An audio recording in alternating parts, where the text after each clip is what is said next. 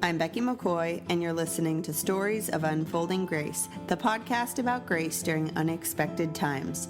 You'll hear from real people dealing with hard stuff, and I hope you'll feel encouraged that you can bravely live through hard stuff too.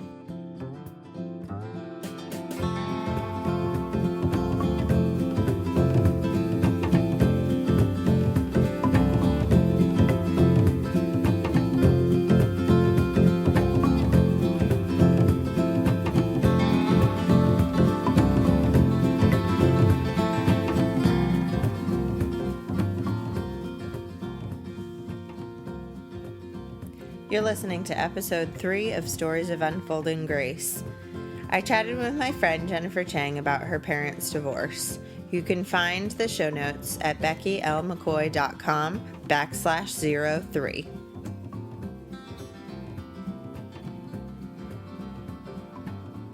I'm here with Jennifer Chang. She is my friend from Maryland. Do you want to tell the story of how we met? Because I'd be Go ahead. I will gladly tell the story. So I had become a stay-at-home mom, and I had joined a mom's club, but I was looking to join a Bible study through church as well. So I was scoring through the website, and I found that Becky was hosting a mom's group each Wednesday. And so I called her. And honestly, it was like the scariest thing I'd done in a while, just because I am painfully shy when I want to be. So the conversation was just really awkward. And I told her I needed friends, and she said, okay, come next week. And that was kind of the end of it. She's kind of been stuck with me ever since. Yeah. I was standing in the produce section at Target, and my phone rings, and it's a number I don't know, but a local number, so I answer anyways. And she's like, hi, my name is Jen, and I need friends. So here we are. So, yeah. So, Jen, why don't you tell us a little bit about a difficult season that you experienced? I haven't had many difficult seasons, thankfully. I've had a very charmed life, I would say. I grew up not far from here. I had a very happy childhood, a lot of great friends, and a very, very loving extended family. None of my friends' parents were divorced, and so I never really thought that my parents would. I didn't see them get angry at one another or fight, so I didn't think it was going to happen. And then one summer they started fighting, and, well, not necessarily fighting. They're just having very intense conversations outside on the back deck for like hours on end.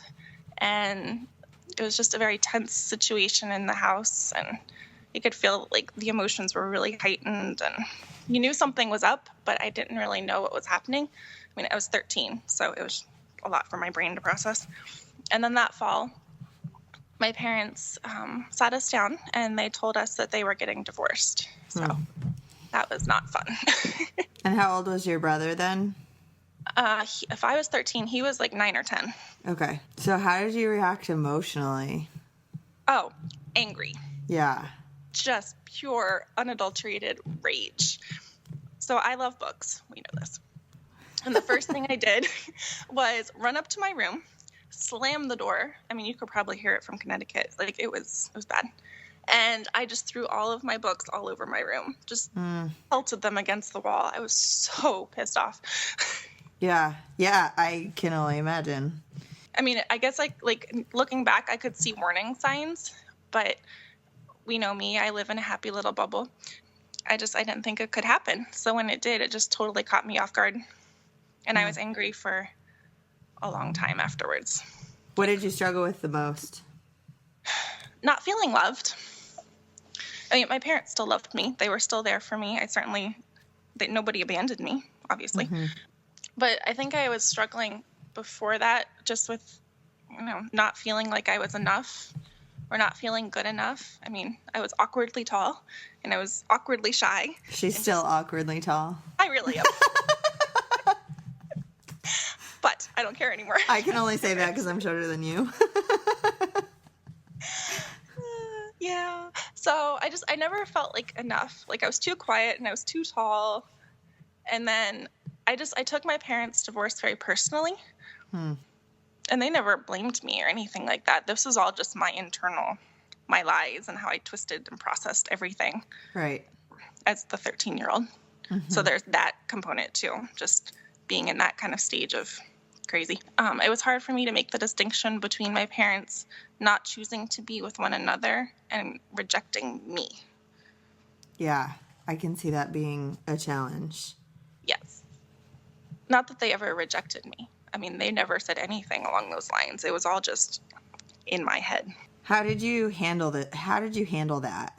Not well. It took me, honestly, a good 20 years to undo all of those wrong beliefs. Now I feel like I'm handling it well. Right. But, I mean, I still continue to go to church with my family.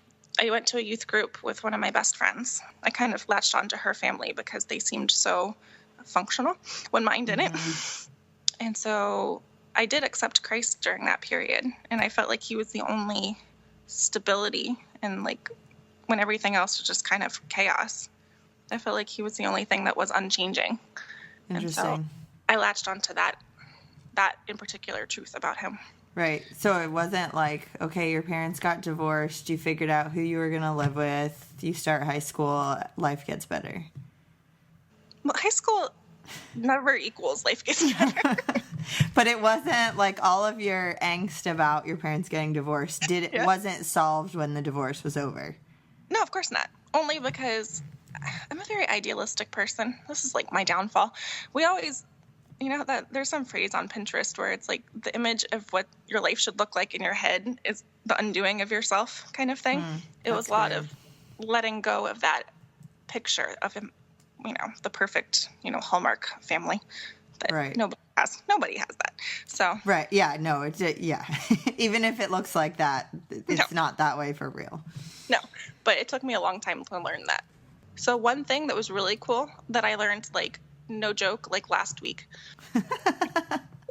20 years after the fact, I was reading this book called Perfectly Unique by Annie Dams, who I want to be my new best friend. Yeah, I know. We both, we're going to stop. I will tag Annie in this episode so that she realizes she has 2 stalkers. Great. Okay. Yeah. So, comforting. But it's a book geared toward teenage girls in particular. And she was talking about the lies that we all believe, because that was really my undoing in all of this. It wasn't necessarily what my parents did. It was more just how I processed everything. And she says to write the lies that you believe each individually down on a postcard, not a postcard, a 3x5 index card. And then on the opposite side of the card, write down a verse from the Bible that combats that lie. So the truth that you need to believe versus the lie that you're telling yourself. So when I read that chapter, I almost called you. It was midnight. And I was just having this huge aha, holy crap, why didn't I think of this 20 years ago? Yeah. Kind of. I think that would have been a very helpful thing for me to have done then. But do we know? You can choose not to answer this question. Because this is not one of the questions I sent you. That's fine. But how do you feel your parents' divorce affected you, coming of age and becoming an adult yourself and getting married and having children? It's scarier, I think. Having seen your parents and how it affects you and how it can negatively affect you, for me, it made me take a step back and be probably too picky. Not that I had boys lining up by any stretch of the imagination, at all. But I was very careful to make sure that, one, I had somebody who could understand where I was coming from. And I think that was really important, and who was equally as passionate about maintaining a marriage. Yeah. And divorce being the last resort. It just made me a little more fearful, I think, in general. Hesitant. Yeah, very. That makes sense. The first year was rough. Your first year married? Yeah. I was I don't know what to do. I don't want to screw this up. And I was so wound tight about everything. You felt like there was more pressure, maybe? Mm-hmm. And then you have a kid, and you're so tired, you don't care anymore, and it all falls into place. Her kid is pretty awesome, I have to say that. She calls, what does she call me? Aunt Becky. Or my Becky. Or my It's Becky. like, it's my Becky. She was very upset when I took your Christmas presents / Valentine's Day presents to the post office. She was like, no, my Becky's presents.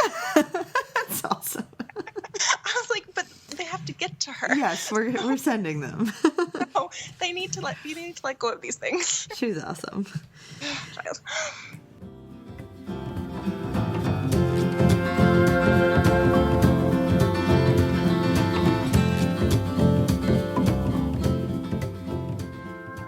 Choosing to live bravely and authentically is important to me, and I'm guessing it's something you are interested in too.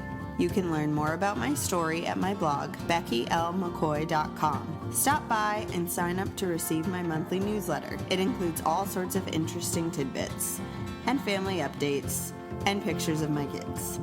Check the show notes for details.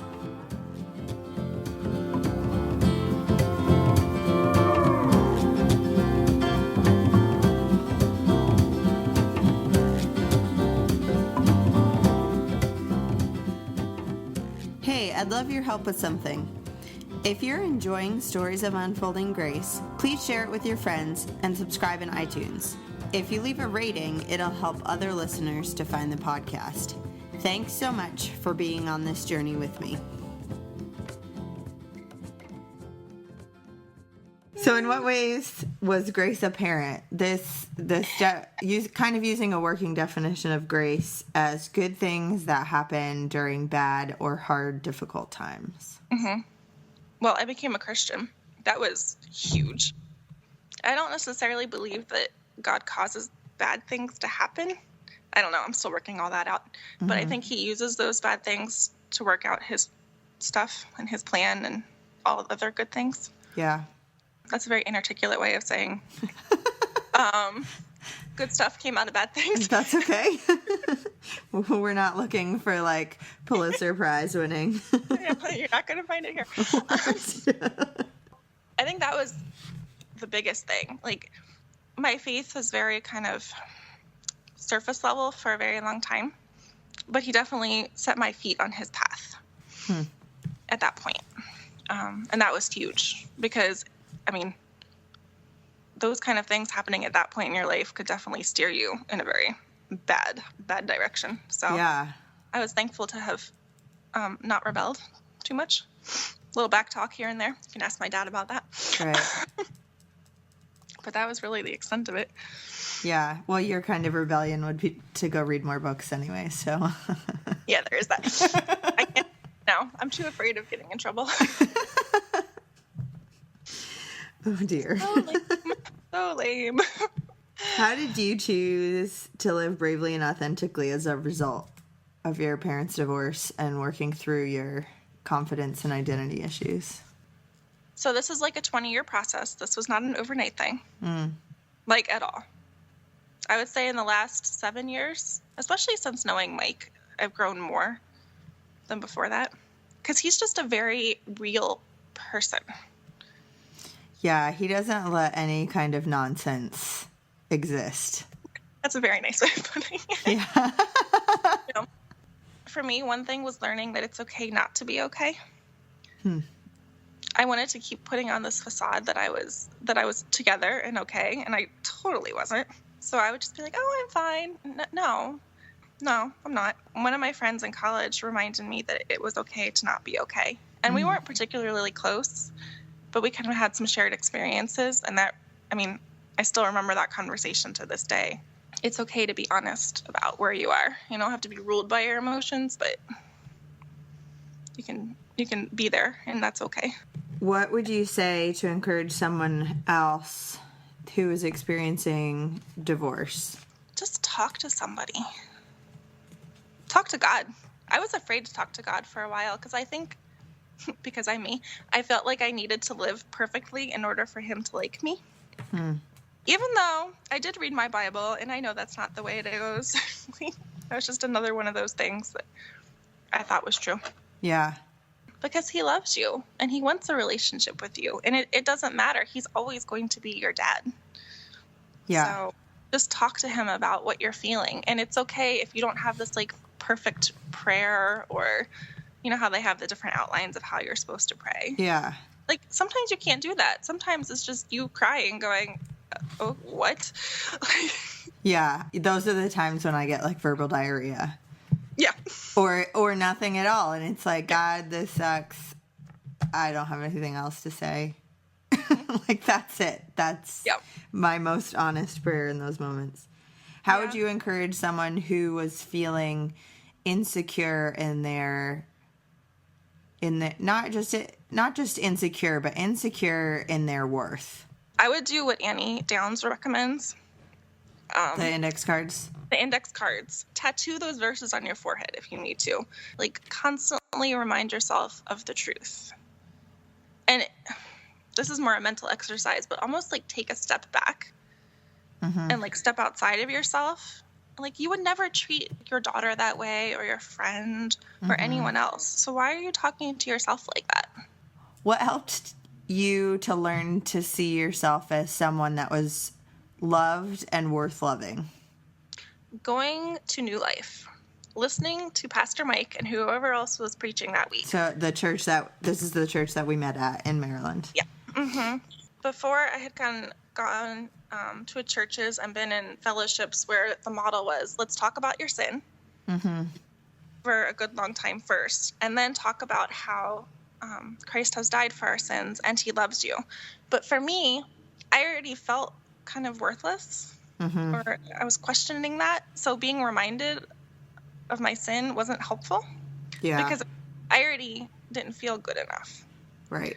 Whereas with Pastor Mike's model and things like that, it's more like he beats over your head in a good way that Jesus loves you. Right. And sin not naturally kind of bubbles up and comes out and you deal with it. But that's not necessarily... It doesn't define you. Right. So I can remember this very clearly. I had been going to the church for maybe a year or two, and I was listening to a sermon. Can't remember what it was about, but the pastor was talking about how much Christ loves us. And I was nodding along. And then I had a moment where I was like, holy crap, I actually believe this now. That's so interesting. It was so cool. But it took a couple of years of just being reminded of the truth. Yeah. Well, thank you for sharing about that. I know that there are a lot of people that are in a situation where their parents are getting divorced, or something has happened in life where it just doesn't look like that picture, like you said, and they're trying to figure it out. And I know this will be helpful. Yeah. So before we go, I have 4 questions I didn't tell you about. Of course you do. I knew you were that. The first is, what are you loving right now? What are you so super excited about? Did you watch Downton Abbey last night? No, because my bunny ears weren't working because of the storm we had. So I'm going to have to watch it on PBS. What are you doing? I know, because I'm lame and I won't pay for cable. Yeah, that's kind of lame. Okay. Sorry. It's okay. I am loving Downton Abbey right now because I'm loving the way that they're finishing the story. Okay. Now I'm all excited to watch last night's episode. It was really good TV last night. Okay. I mean, I cheered when I needed. I'm so glad Mike was asleep. I cheered and I cried and I smiled like all goofy. Yeah. Those people are my people now and they're real in my head. Anyway, I got issues. But. Oh no, I can my mom and we watch together on Sunday nights, and we get probably inappropriately attached to whatever's going on. Yeah, you'll like this week's episode. Yeah. So, what is your favorite meal right now? Mac and cheese. Ooh, yeah, what kind? I really love the kind from Panera. Yes! With the Vermont, it's the best. Because I'm obsessed with Vermont. Anything with the word Vermont in it, I automatically love. Right, no, but it really is the best mac and cheese in the world. It is. They sell it at BJ's. Did you know this? You know, one of my friends told me that last week, and I'm really wishing she hadn't. I keep it in my freezer. Because I'm going to have to go get some. It's so good. It's comfort food, and it's yummy. Yeah, delicious. Mm-hmm. What are you doing to take care of yourself? I am reading. So I love reading, but last year I spent so much time in the evenings in bed taking BuzzFeed quizzes. That, seriously. And then sending them to me? Yeah. Yeah. But I did that more than I did anything else. So this year I signed up I didn't sign up. But I'm doing the Modern Mrs. Darcy Reading Challenge. Oh, yes. I'll link to that in the show notes because it's really cool. It's fun, and it's only one book a month, so it's totally doable. And it gets, like, it makes my soul happy. That sounds cheesy, but it's true. I mean, there's a place for BuzzFeed quizzes when you're having one of those days, but not every day is a day like that. So, yeah. Okay, last question. Okay. Is what are you doing to be brave? This conversation? Are you kidding me? So Jen texted me, what was it, like 3 weeks or a month ago? I don't know. I text you every day. I don't remember. Yeah, it was like the beginning or middle of January. Mm-hmm. And she says, okay, I feel like my challenge this year is to share my story. And I said, cool, I'm going to take you up on that. And so here we are. said, crap. Yeah. That's okay, because if you all know my half marathon story, I once called Jen and said, hey, Jen, do you want to run a half marathon with me? Assuming she would say no, and then I'd be off the hook.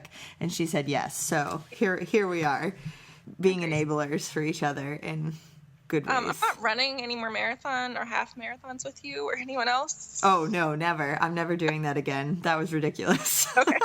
Just to clarify. I'm putting that out there so everyone on the planet knows. Yeah, no, that was silly. I'll do the 5 miler or 5Ks or but no. So anyways, well, thanks Jen again for sharing and letting us get to know your story a little bit.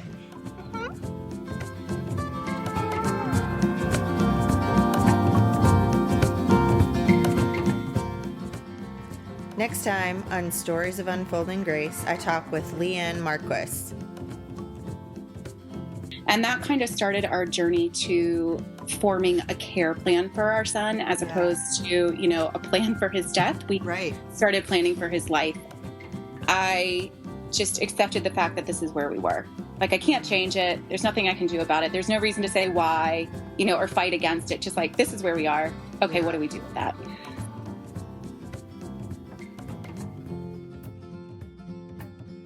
If you're interested in sharing your story of unfolding grace, head to my blog, beckylmccoy.com, and click on the submissions button. I can't wait to hear from you.